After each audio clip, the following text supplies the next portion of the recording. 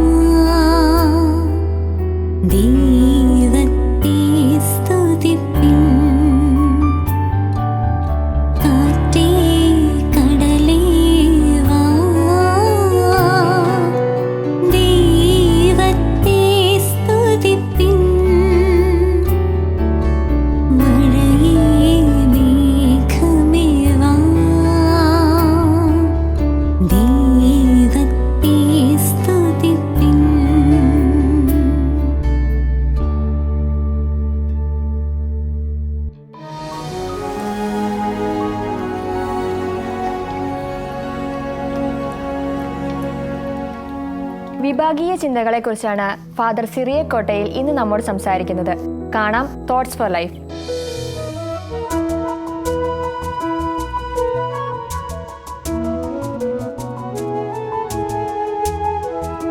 വള്ളം വെള്ളത്തിലാണ്, എന്നാൽ വെള്ളം വള്ളത്തിൽ കയറിയാൽ അപകടമാണ്. നിങ്ങളിൽ പലരും വള്ളങ്ങൾ കണ്ടിട്ടുണ്ട്. ചിലരൊക്കെ ചെറിയ വള്ളങ്ങളിലും വലിയ വള്ളങ്ങളിലും യാത്ര ചെയ്തിട്ടുണ്ട്. ഓണക്കാലത്ത് നമ്മുടെ നാട്ടിൽ വിവിധ വള്ളംകളികളുണ്ട്. അത്തരത്തിൽ ശ്രദ്ധേയമായ ഒരു വള്ളംകളിയാണ് പുന്നമട കായലിൽ നടക്കുന്ന നെഹ്റു ട്രോഫി വള്ളംകളി. 100ഉം 200ഉം ഒക്കെ ആളുകൾ ഒന്നിച്ചിരുന്ന് തുഴയുന്ന വലിയ ചുണ്ടൻ വള്ളങ്ങളുണ്ട്. എന്നാൽ ചിലപ്പോൾ മത്സരത്തിനിടയ്ക്ക് ഈ ചുണ്ടൻ വള്ളങ്ങൾ മുങ്ങാറുണ്ട്. അത്തരത്തിൽ മുങ്ങിക്കഴിഞ്ഞാൽ പിന്നെ ഈ വള്ളത്തിൻ്റെ നിയന്ത്രണം പോവുകയാണ്. മത്സരത്തിൽ അവർക്ക് ട്രോഫി നേടാൻ പറ്റുകയില്ല എന്ന് മാത്രമല്ല, വലിയ അപകടത്തിലേക്ക് അവർ പോവുകയാണ്. വള്ളങ്ങളിൽ ചെറുതാവട്ടെ വലുതാവട്ടെ, ഏത് വള്ളത്തിലും വെള്ളം കയറിയാൽ കുഴപ്പം തന്നെയാണ്. ചെറിയ കൊതുമ്പ് വള്ളത്തിലായാലും കെട്ടുവള്ളത്തിലായാലും വെള്ളം കയറിയാൽ കുഴപ്പമാണ്. ഞാനെന്തിനാണ് ഇങ്ങനെ വള്ളത്തിൻ്റെയും വെള്ളത്തിൻ്റെയും കാര്യങ്ങളൊക്കെ പറയുന്നത് എന്ന് നിങ്ങൾ വിചാരിക്കുന്നുണ്ടാവാം. പ്രിയമുള്ള സഹോദരങ്ങളെ, നമ്മുടെ ജീവിതവും ഇതുപോലെ തന്നെയാണ്. നമുക്ക് വ്യക്തി ജീവിതങ്ങളുണ്ട്, കുടുംബ ജീവിതങ്ങളുണ്ട്, സമൂഹ ജീവിതമുണ്ട്. വ്യക്തിയായാലും കുടുംബമായാലും സമൂഹമായാലും അരുതാത്തത് അതിൽ പ്രവേശിച്ചാൽ കുഴപ്പം തന്നെയാണ്. വെള്ളത്തിലൂടെ ഒരു വള്ളം തുഴഞ്ഞു മുമ്പോട്ട് പോകുമ്പോൾ അതിനൊരു ലക്ഷ്യമുണ്ട്. പ്രത്യേകിച്ച് തോടുകളും ആറുകളും ഉള്ള സ്ഥലങ്ങളിലെ ആളുകൾക്കറിയാം, ഒരു സ്ഥലത്ത് നിന്ന് മറ്റൊരു സ്ഥലത്തേക്ക് ഒരു വണ്ടിയിൽ എന്ന പോലെ തുഴഞ്ഞു നീങ്ങുമ്പോൾ ചെന്നെത്തേണ്ട ഒരു ലക്ഷ്യമുണ്ട്. ആ ലക്ഷ്യത്തിലേക്ക് പോകുമ്പോൾ ഈ വള്ളത്തിന് ഓട്ടയുണ്ടെങ്കിൽ, കിഴുത്തയുണ്ടെങ്കിൽ അതിലൂടെ ഇങ്ങനെ ജലമുള്ളിലേക്ക് കയറിക്കൊണ്ടിരിക്കും. അത് സാവധാനം ഈ വള്ളത്തെ മുക്കാൻ കാരണമായി തീരും. നമ്മുടെ ചില വ്യക്തികളും കുടുംബങ്ങളും ഇങ്ങനെ തന്നെയാണ്. ചില കുടുംബങ്ങളെക്കുറിച്ച് പഴമക്കാര്, നമ്മുടെ മാതാപിതാക്കള് ഒക്കെ പറഞ്ഞു കേട്ടിട്ടില്ലേ? എത്രമാത്രം പ്രതാപത്തിൽ ജീവിച്ച ആളുകളാ ദേ കിടക്കുന്നു, അല്ലേ? എത്രമാത്രം പ്രതാപത്തിൽ ജീവിച്ച വ്യക്തിയാ. ഇപ്പോഴത്തെ അവസ്ഥ ഇതാ.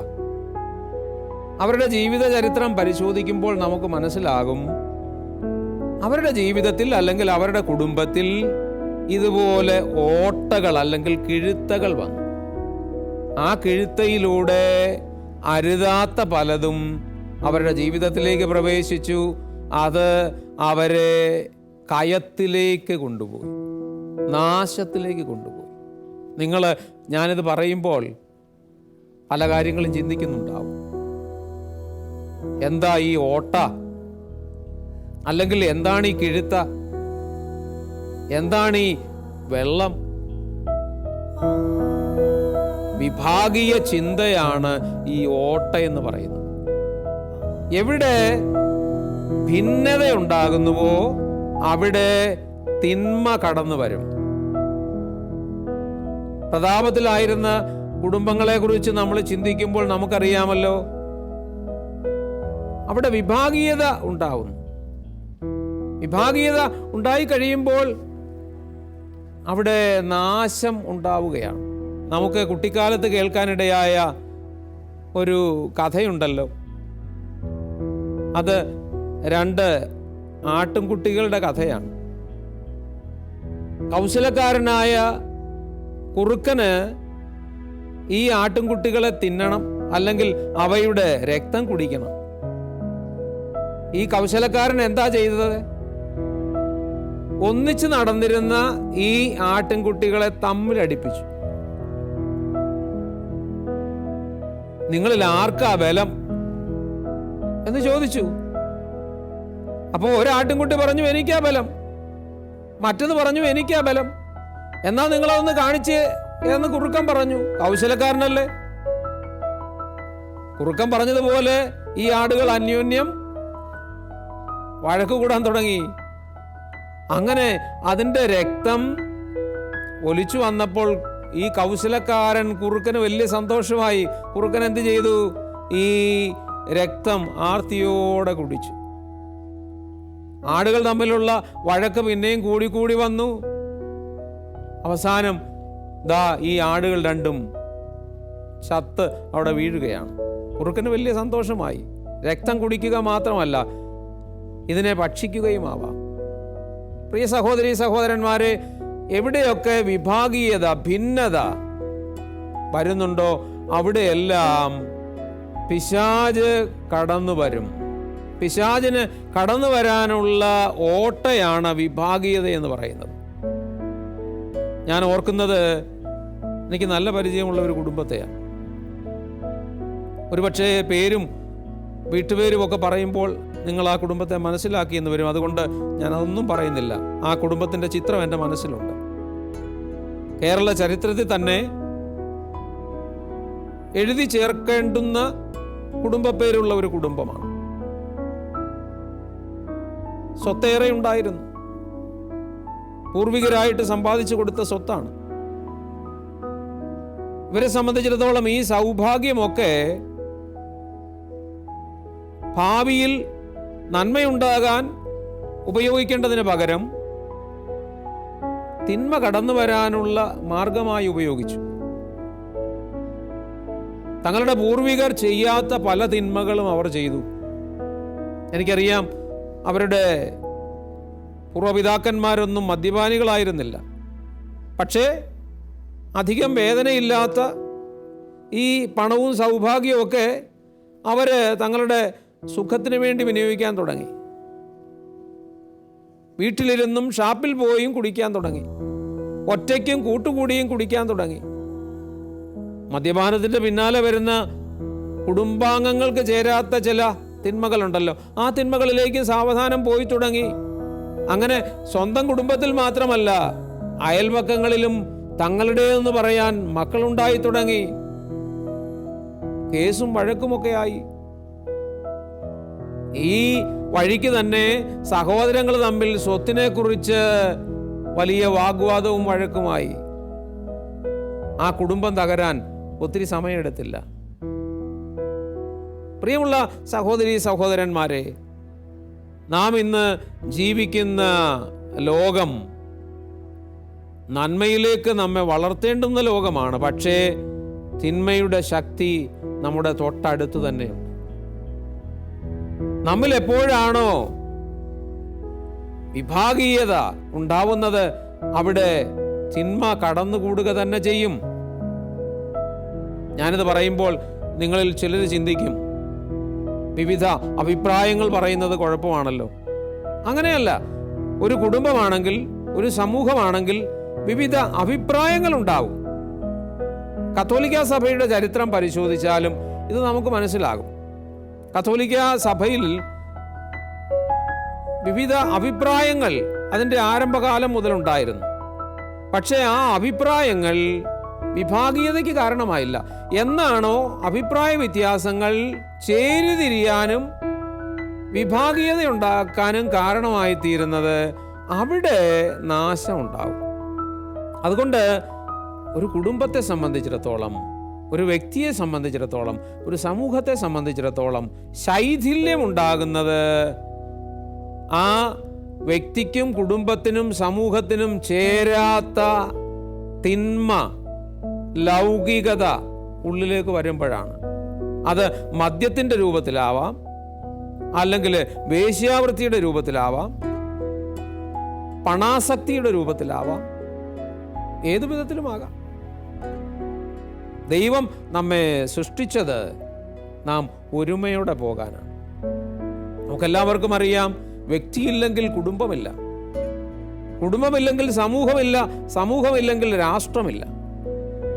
വ്യക്തി തന്നിൽ തന്നെ തിന്മയുടെ സ്വാധീനത്താൽ വിഭജിതനായാൽ, കുടുംബം തിന്മയുടെ സ്വാധീനത്താൽ ലൗകിക ആസക്തിയാൽ വിഭജിതമായാൽ, സമൂഹം അത്തരത്തിലായാൽ പിന്നെ ഒരു രാഷ്ട്രമോ ലോകമോ ഇല്ല. ഇന്ന് നാം ചിലയിടങ്ങളിലെങ്കിലും കാണുന്നത് ഇതുതന്നെയല്ലേ? ഈ വിഭാഗീയത സൃഷ്ടിക്കുന്ന നാശം. അതുകൊണ്ട് പ്രിയ സഹോദരങ്ങളെ, നമുക്ക് ഇഹലോക ജീവിതത്തിലൂടെ കടന്നു പോകുമ്പോൾ ശ്രദ്ധയോടെ പോകാം. നമ്മുടെ ജീവിതത്തിനും ബന്ധത്തിനും ഒക്കെ ഓട്ട വീഴാതിരിക്കാൻ നമുക്ക് ശ്രദ്ധിക്കാം. വിവിധ അഭിപ്രായങ്ങളുണ്ടെങ്കിൽ പോലും ഏക മനസ്സോടെ ഒരുമയോടെ മുമ്പോട്ട് പോകാൻ നമുക്ക് ശ്രമിക്കാം. ഇത് എല്ലാ ഇടങ്ങളിലും സംഭവിക്കേണ്ടതാണ്. വിവിധ ജാതികളായി, വിവിധ മതങ്ങളായി, വിവിധ മനുഷ്യരായി നാം ജീവിക്കുമ്പോൾ ഈ ഒരുമ ആവശ്യമാണ്. നാം ഒത്തുനിന്നാൽ എന്തും നേടാം. എന്നാൽ പലരായി നാം അകന്നു മാറി നിന്നാൽ ഒന്നും നേടാൻ നമുക്കാവില്ല. ഇത് തന്നെയാണ് കുടുംബങ്ങളുടെയും രാഷ്ട്രങ്ങളുടെയും അനുഭവവും കഥയും. നമുക്ക് ദൈവത്തിൻ്റെ തുണയുണ്ടാവട്ടെ. ദൈവം നമ്മെ അനുഗ്രഹിക്കട്ടെ.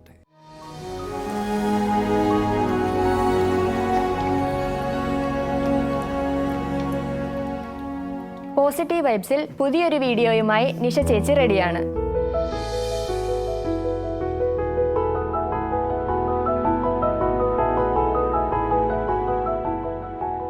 പോസിറ്റീവ് വൈബ്സിലേക്ക് സ്വാഗതം.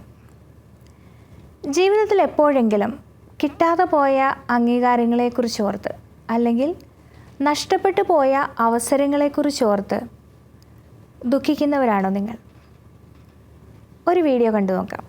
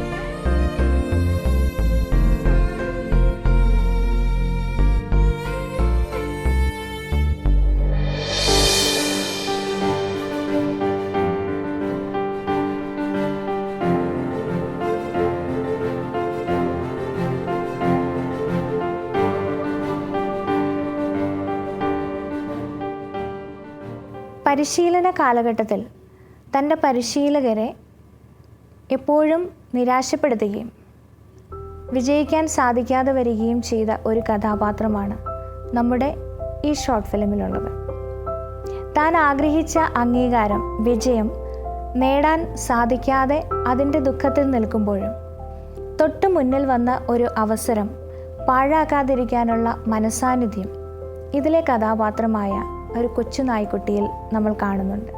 അത് വലിയ അംഗീകാരത്തിലേക്കും എല്ലാവരുടെയും അഭിമാനത്തിലേക്കും സന്തോഷത്തിനും കാരണമാകും.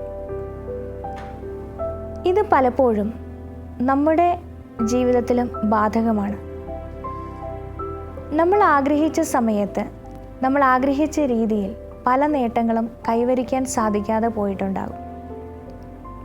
ആഗ്രഹിച്ച പല അംഗീകാരങ്ങളും കിട്ടാതെ പോയിട്ടുണ്ടാകും. ചില സന്ദർഭങ്ങളിലേക്ക് ഒന്നുകൂടി മടങ്ങിപ്പോകാൻ കഴിഞ്ഞിരുന്നെങ്കിൽ, ഒന്നുകൂടി അതൊക്കെ ചെയ്യാൻ സാധിച്ചിരുന്നെങ്കിൽ എന്ന് ചിന്തിക്കുന്നവരും ആഗ്രഹിക്കുന്നവരുമായിരിക്കും നമ്മൾ.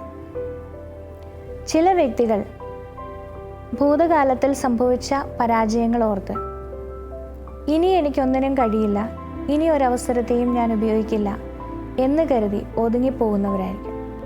പക്ഷേ ലോകത്തിലേക്ക് നമ്മൾ നോക്കുമ്പോൾ വലിയ നേട്ടങ്ങൾ കൈവരിച്ചിട്ടുള്ള, സമൂഹത്തിന് വലിയ സംഭാവനകൾ ചെയ്തിട്ടുള്ള പല വ്യക്തികളും ജീവിതത്തിൽ പലതവണ പരാജയങ്ങൾ ഏറ്റുവാങ്ങിയിട്ടുള്ളവരാണ്, പലതവണ വീണു പോയിട്ടുള്ളവരാണ്.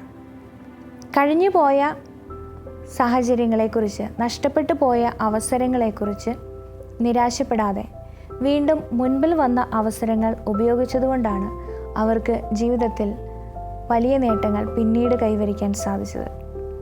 എത്ര തവണ പരാജയപ്പെട്ടു എന്നുള്ളതല്ല, വീണ്ടും പരിശ്രമിക്കുക എന്നുള്ളതും മുൻപിൽ വരുന്ന അവസരങ്ങളെ വീണ്ടും ഉപയോഗിക്കാൻ കഴിയുക എന്നുള്ളതുമാണ് ജീവിത വിജയത്തിൻ്റെ രഹസ്യം. അതിന് പ്രായമോ കാലഘട്ടമോ ഒന്നും ഒരു വ്യക്തിയുടെ ജീവിതത്തിൽ പരിമിതി ആവുന്നില്ല.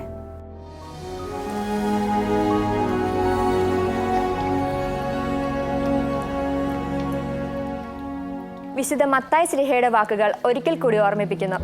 എന്നെ പ്രതി മനുഷ്യർ നിങ്ങളെ അവഹേളിക്കുകയും എല്ലാവിധ തിന്മകളും നിങ്ങൾക്കെതിരെ വ്യാജമായി പറയുകയും ചെയ്യുമ്പോൾ നിങ്ങൾ ഭാഗ്യവാന്മാർ. നിങ്ങൾ ആനന്ദിച്ചാഹ്ലാദിക്കുവിൻ, സ്വർഗത്തിൽ നിങ്ങളുടെ പ്രതിഫലം വലുതായിരിക്കും. ഇന്നത്തെ നിറവ് ഇവിടെ അവസാനിക്കുന്നു. നാളെ ഇതേ സമയം കണ്ടുമുട്ടുന്നത് വരെ പരസ്പരം പ്രാർത്ഥനയിൽ ഓർക്കാം. ഈശോ മിശിഹായ്ക്ക് സ്തുതിയായിരിക്കട്ടെ.